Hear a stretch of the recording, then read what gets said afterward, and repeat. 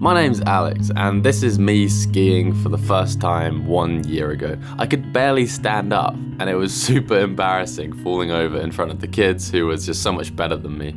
But this is me now, 1 year later. Over the past year, I've been determined to get better at skiing, but this has been tricky since I live in England, and it doesn't snow much here. So 1 year ago, whilst I was taking a holiday in a small Austrian town called Weerburg, I met a guy called Marcus who runs a ski school, who sorted me out with a couple of ski lessons with an instructor called Phil. How long have you been a ski instructor for? It's my 4th year now. 4 years? Yeah. Whoa, and is skiing your main hobby? Yeah, in the winter time it is. And what do you do in the summer when there's no snow? I work in construction. Okay. Yeah, it's completely different. Yeah, two very different things. During my first 2-hour ski lesson, I learned about skis and how they work. These skis are for either foot. There's no left or right. Both of them can be used on either of my feet. The ski boot goes in here, but the ski boot will detach if you fall, which is important to not hurt yourself. I got the hang of the real basics and slowly got used to standing on skis, which felt so uncomfortable at first. Luckily, at most ski places there's a space for people to learn before they hit the big slopes. Phil taught me how to put the skis in a pizza shape, which controls the speed and is a much easier way to learn than having the skis parallel. Phil taught me how to turn left and right, which is done by putting weight on either of the skis depending on what way you want to turn. You put the weight on the left ski if you want to turn right, and on the right ski if you want to turn left.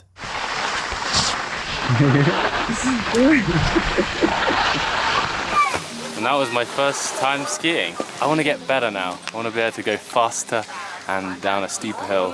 On my second 2-hour ski lesson, I learned how to take a T-bar lift to the top of the slope, so I could attempt going down a proper hill. This is going to be my last time skiing For of a a long year. time. Yeah, probably. Maybe forever.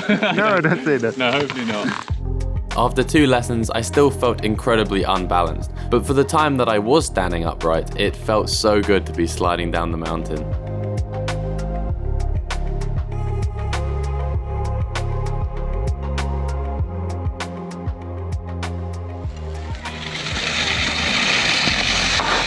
Woo, good skiing. Nice job. Thanks really for nice. teaching me how to ski, Phil. Welcome. It was good. You did really good. The next day I returned home to England, where I was faced with a dilemma. If I don't go skiing until next winter, I would forget everything that I'd learned, and it would be like starting from scratch again. But I also can't really go back to the mountains anytime soon, because I live and work in England. What do? I almost felt like it's not worth putting in any more effort. I'm from England after all. Maybe I'm not meant to be a skier. Geographically, it doesn't make sense. A few weeks later, I was visiting a friend in Scotland when I realised there are actually multiple ski resorts up there. I went along to one of them, only to be met with no snow and a broken ski lift. That meant the upper mountain wasn't accessible. This didn't matter though, as they had a little dry slope where I could get some practice. I spent pretty much the whole time just getting used to standing on skis again, but I think a little progress was made. I did some more research and learned that there are actually a few places I could practice skiing in England. There's quite a few dry slopes like the one I went to in Scotland, but also places where they make artificial snow. The closest place to where I live was a 2-hour drive. From the outside it looks like a big shopping mall, but past the fast food and clothes shops is a rather impressive ski slope. It's basically a giant freezer. Of course, I'd rather go skiing outdoors in the mountains, but if I wanted to get any better at skiing, this seemed like the best way. For about £40, you can hire all the equipment that you need and also use the slope for 3 hours. So that's what I did. Once every few months, I drove there and spent 3 hours skiing.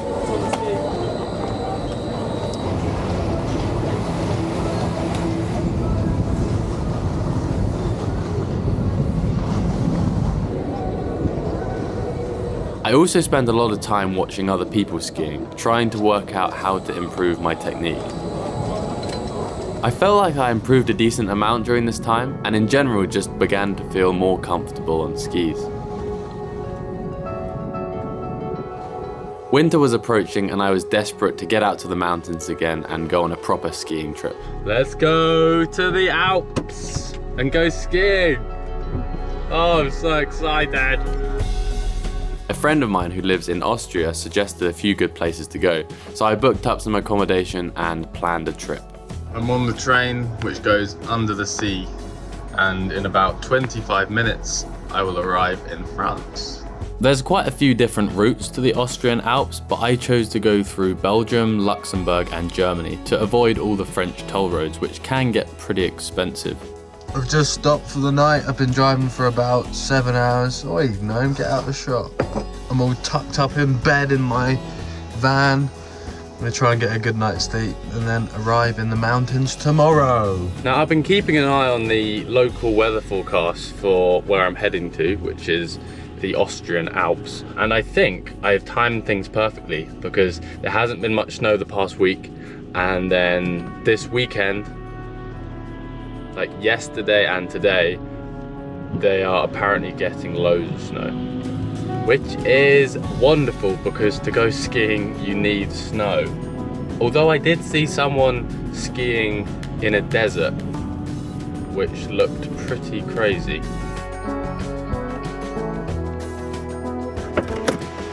That's what I like to see. That's like a foot of snow. We haven't arrived yet. We're just having a little pee break. Beautiful though, absolutely stunning. I bought 2 packs of Mentos, 1 mint and 1 fruit. It's just how I was feeling. My destination in Austria was near a town called Mittersill, which is in Salzburg, but it's very close to the Tyrol border.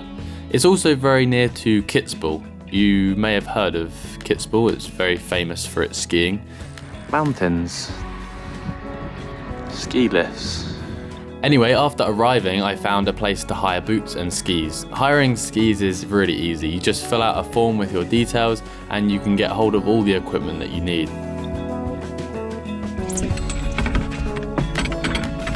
I built this little ski holder. That fits perfectly. It's so neat.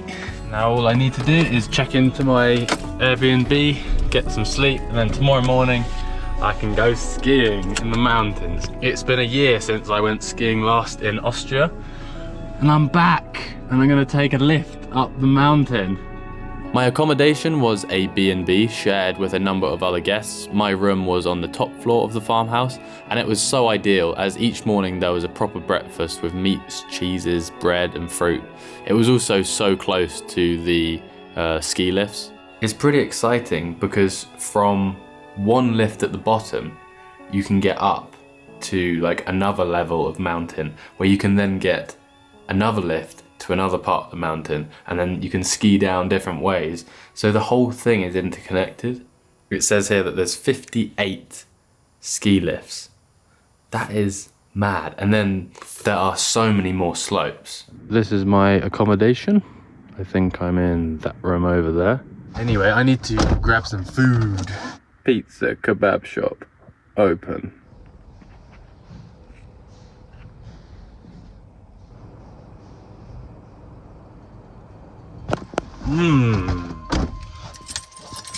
Die Pizza war lecker. Bedtime.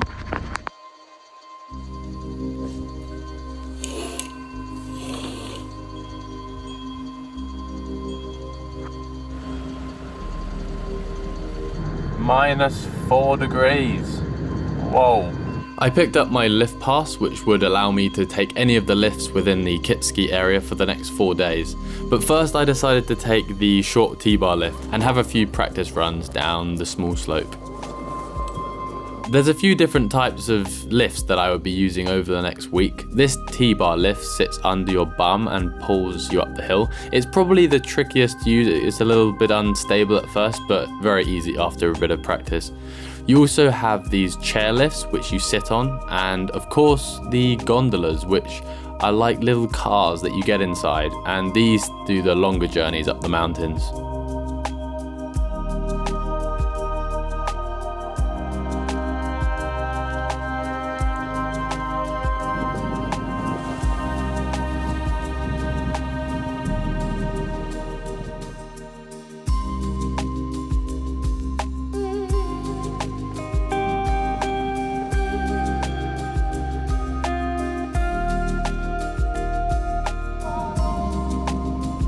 After feeling stable on my feet, I decided to head up the chairlift. You walk up to the little barrier in front of the lift and it scans your lift pass, which you keep in your left hand side coat pocket, and it lets you through. You then walk up to the red line. These lifts can fit up to 6 people, but as I was here during the week, it was pretty quiet and I only ever shared a lift with someone a couple of times. You simply wait for the chair to move underneath you and you sit down and away you go up the mountain.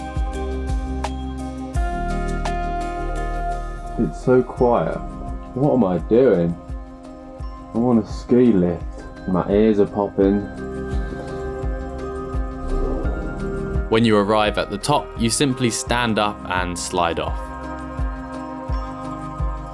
The visibility was pretty bad, and it was almost impossible to see where I was going. Everything is just white, and you don't know how steep the slope is.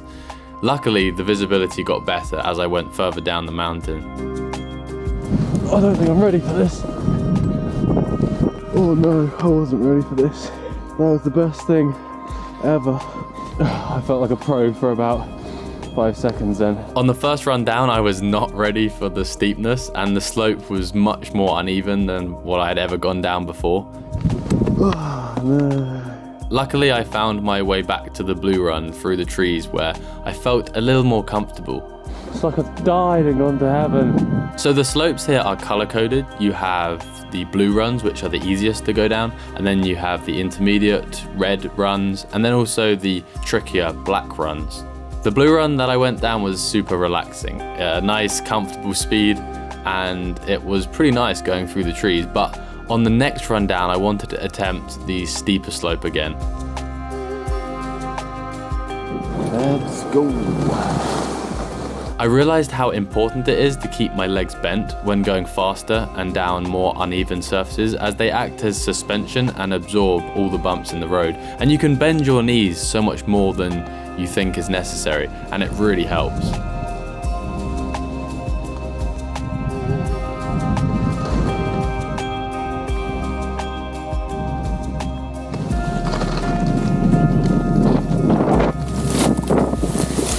Oh god, that was a hefty little fall. Look at it, I'm covered in snow.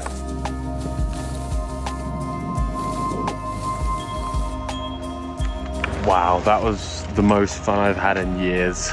I didn't realise skiing was that fun. It's just a mix of my favourite things, like incredible mountain scenery, that you get to go through the forest and see all the footprints in the snow of different animals. I was hearing a deer barking, and you can slide down a hill. Just a thoroughly enjoyable day. However, I am shattered now. I just got back to my accommodation after 6 hours of skiing, and my body really wasn't ready for that. I am not normally doing that much exercise. I go walking quite a bit, and I play squash and badminton every now and then, but this was a lot more demanding on my thighs. My legs hurt quite a lot. Anyway, I don't really know how it took me 25 years to start skiing. After the first blue run down through the forest, through the trees, I was just left speechless, like I was in heaven. And I think we made a bit of progress today. I could definitely see from the start of the day to the end some progress made. However, there was a point about an hour from the end of the day where I started actually getting worse because I couldn't move my legs like I could in the morning. I want to be able to go down those red runs looking a little bit more in control. Going down a mountain on skis is honestly the most fun thing ever. Although temperatures were about -10 degrees Celsius up on the mountain, it surprised me that you don't actually have to wear too many layers to keep really warm.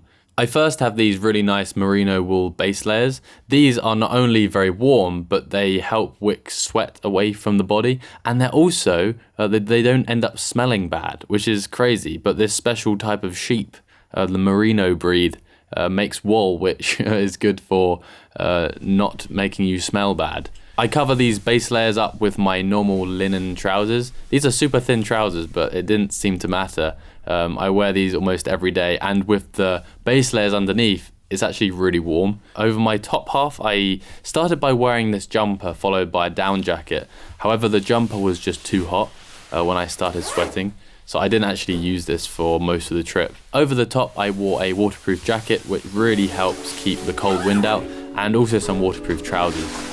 Lastly, I had some warm gloves and a buff, which really helped keep my face warm. When you go down a hill and you've got the cold air brushing against your face, you get very cold, so this was very helpful.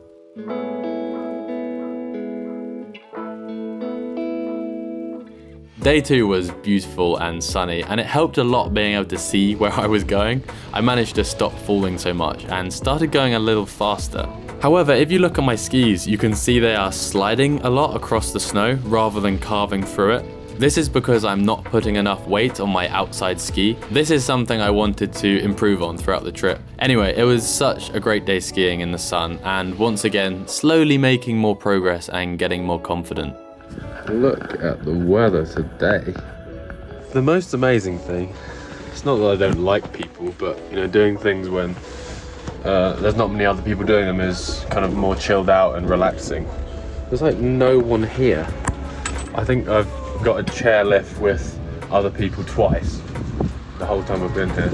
I'm a proper loner and I enjoy it. But I have been watching the few people who are here, because I think I learn best from like observing other people do things.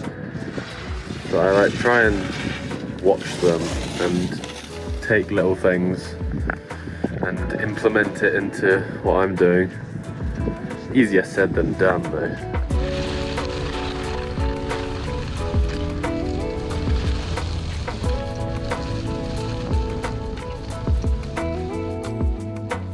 On day 3, I planned to meet up with a friend called Harry, who I met last year whilst travelling. We went on a mountain hike together, and he said I should return for some skiing in the winter. Harry works at the ski park here, shaping jumps and running their social media page. It was his day off today, and he very kindly showed me around the mountains and gave me some much needed skiing advice.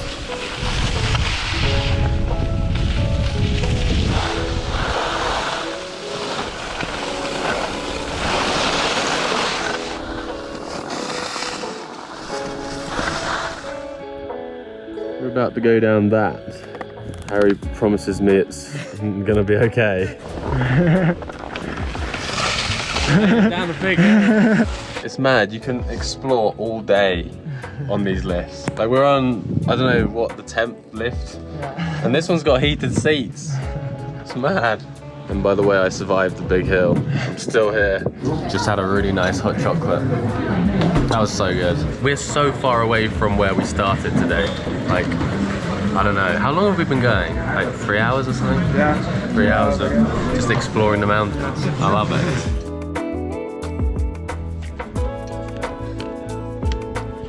I walked away from the camera in that last shot and I completely forgot about it. Harry's skiing back to see if it's still there, but I mean there was a lot of skiers around, and skiers will probably want a camera like that, so yeah, that sucks.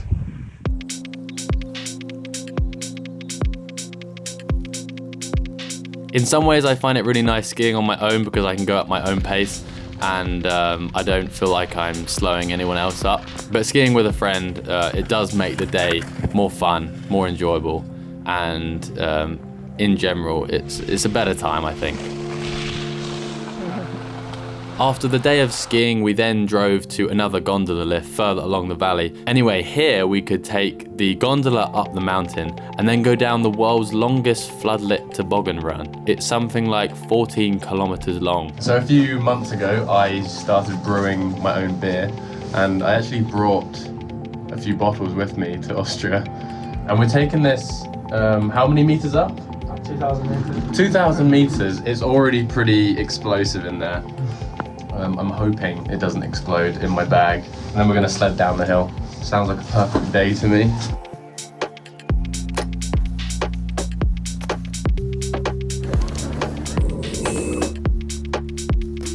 We drank the home-brewed beer, watched the sunset, and then grabbed some food in a restaurant. That is a super cool peak. Almgrustel. Looks like bacon and potatoes. And egg. Mark side. Okay, ready? Let's go. This is amazing! Oh no! Oh.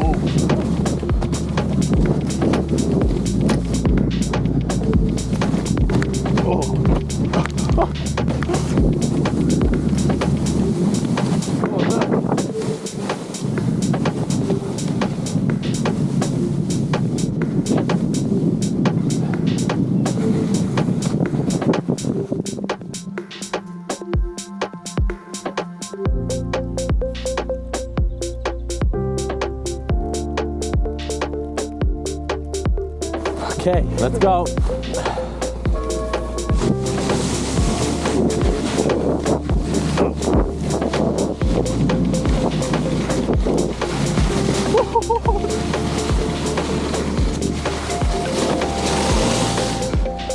Mate, that was the best thing ever. That was insane.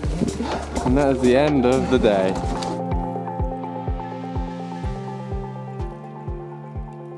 The next morning I made my way an hour and a half west to spend a few days in Weerberg, which is the little village where I learnt to ski a year ago. Well, I just arrived in Weerberg, and down in the valley whilst I was driving it was really like foggy, but up here we're above the mist that you can see down there, the mist. Up here it's beautiful blue skies, and I've spent quite a bit of time in this little village because last winter I actually booked up this hut in the mountains, and I stayed there for like a whole month, and then the year before that I also stayed there for a week. So it kind of feels like a second home almost. It's such a beautiful little village. But the plan now is to stock up on food, check into my new Airbnb, and then hire some skis. Today I don't think I'm gonna go skiing. I need to rest my legs because it hurts there and there. So I'm gonna take a break today and then ski lesson maybe tomorrow. We are fully stocked up. We got baguette, eggs, beer, apples, honey, yogurt, milk, everything I need. And here we are. That little slope behind me is where I learnt to ski 1 year ago. And this slope here is where I fell over many times. It's good to be back. I just checked into my accommodation where I'm going to be staying here in Weerberg, and it's just the best feeling ever when you're welcomed into someone's home. I just met Christine and Hans, the owners of this place. They converted like part of their house into this Airbnb, and it is super, super nice. They've even welcomed me with this lovely bottle of, yes, this is Austrian wine. Ideal with meat and cheese. Anyway, the location of this place is perfect because just across the road is Marcus's ski shop, and the plan is to head next door, hire some equipment, and then have another skiing lesson. Oh yeah, that's very comfortable.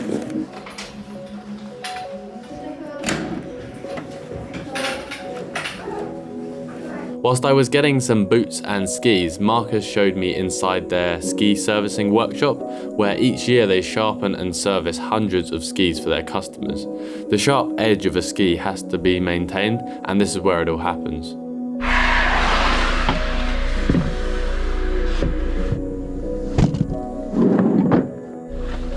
I'm just about to head up the mountain to the ski lift to meet up with Phil, who gave me my first ever ski lesson 1 year ago. So it's going to be great to meet him again, and he can hopefully teach me some more, give me some more advice on how I can improve as a skier.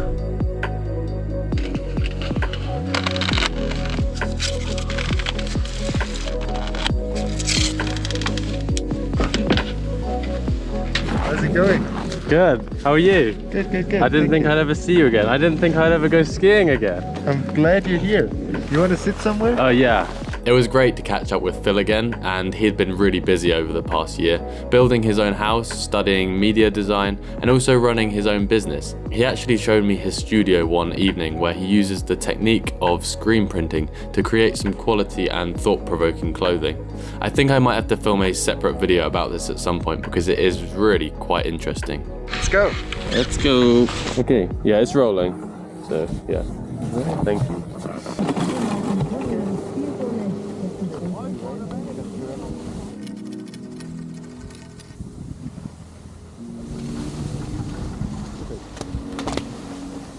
Shall we go down Yeah, I'm gonna follow you, and then follow? and then I'm gonna see what See what I'm doing. everything you're gonna do horribly Yeah. wrong. I'm gonna correct you on it. Okay. Okay? Great. Let's go. Let's go.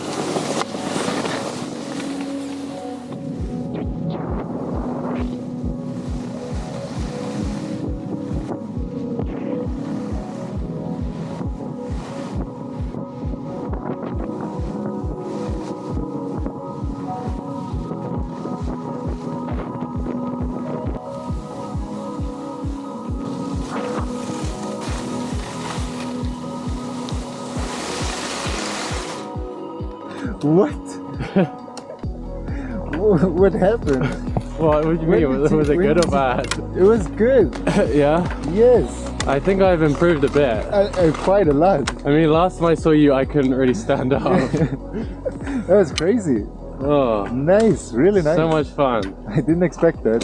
I really didn't expect that. And full gas, no brakes, all the way down. Yeah. All right, we're gonna go up again. Yeah. There's still things we can improve. Good. I'm sure there are.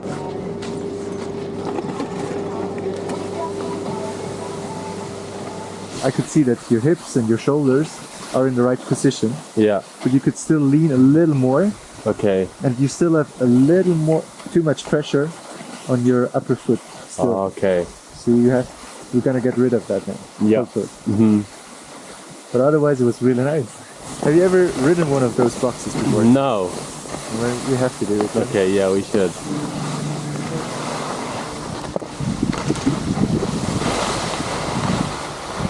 You already have the shoulders in position, and also your butt is also going uphill. Okay. So that's good. Okay. You should leave it like this. But now we're gonna try. You used to have your weight a little more in the upper ski slope. Okay. So you're like this. And now we're gonna try to bend you over even more. Your chin goes even outer your outer ski. But we're still gonna try to get our weight a little more outwards. Yeah.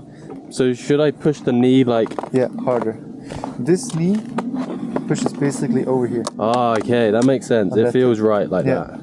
We're gonna try this now. You're gonna follow me. Mm-hmm. You're gonna see how I do it. And then we're gonna break, and then I have an exercise for you. Okay. Okay? At first it feels wrong to lean more downhill as you think you're going to fall, but actually it gives you more stability because more weight is on the downhill foot. Now the left shoulder forward. Do you notice key eye? No. It's your... How's it called? Belly button. Yes. Your belly button is your ski eye. And the Um, ski eye always has to point downwards. It has to see the valley. Phil told me how you should keep your upper body facing down the hill, so when you make a turn to the right, your upper body moves to the left, and when you make a turn to the left, your upper body swivels to the right. Whilst I was thinking really carefully about the movements that Phil had just explained, I found it really hard to actually put it into practice, but as I relaxed more, the movement began to feel more natural and made more sense. Good. You can stop here. All right. How does it feel? It feels a bit weird, but Yeah. I get it. I can see once I get used to it, it will feel better and right. I have one exercise for that. You're gonna twist yourself. Like here, we have 90 degrees, right? Yeah. Here we're also gonna stay with the 90 degrees. And now all you have to do is keep your poles aligned with the valley. Okay, stay down. Yeah. All the time.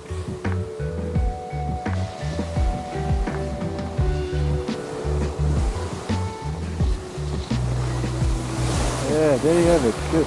Phil also explained that going into a corner, you should first have your legs bent more and compressed, and when you make the turn, you should lift up a little. This kind of makes you lighter on the corner, making it easier to turn. And up again. Enough again. So few people who are taller than me when I teach them. Really? I am an anomaly. for a human race. For some reason they thought it was good to make me 6'5" or something. On the next run down, Phil showed me an exercise which involved lifting the inside ski up and down, which helps keep more weight on the downhill ski.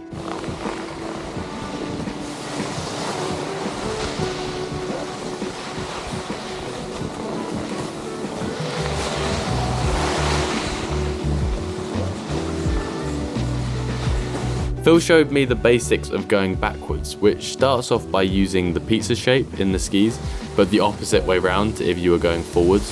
Then by turning your head either over your left shoulder or right shoulder, you can then turn direction. Then if you want to go slower, you can make the pizza shape bigger. Before the day was up, I wanted to attempt the boxes. The first run down I went nice and slow and made it over the first and second box.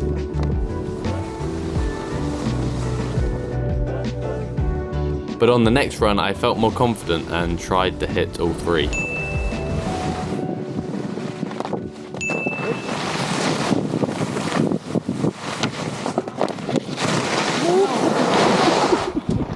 Everything feels fine, Okay. apart from my face. It's quite hard, that's why it hurts a little. Everything went really fine, you just were too fast a little bit. And it was because of the bump.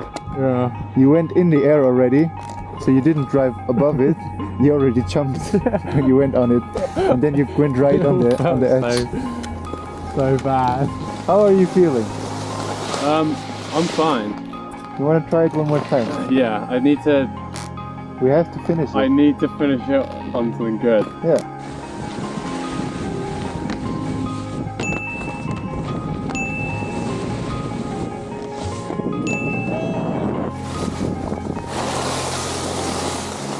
Yeah! Well done. Thanks for teaching me how to ski, Phil, again. So maybe I'll see you in another year Hopefully. for another ski lesson. Yes. I'm gonna build even bigger jumps for you then. Yeah. And I can see you improved a lot, and it makes me really happy to see you like this. You go down and cruising along. Oh. And with a smile on your face. Yeah, it's so much fun. It's like the funnest sport I Yeah. think I've ever done.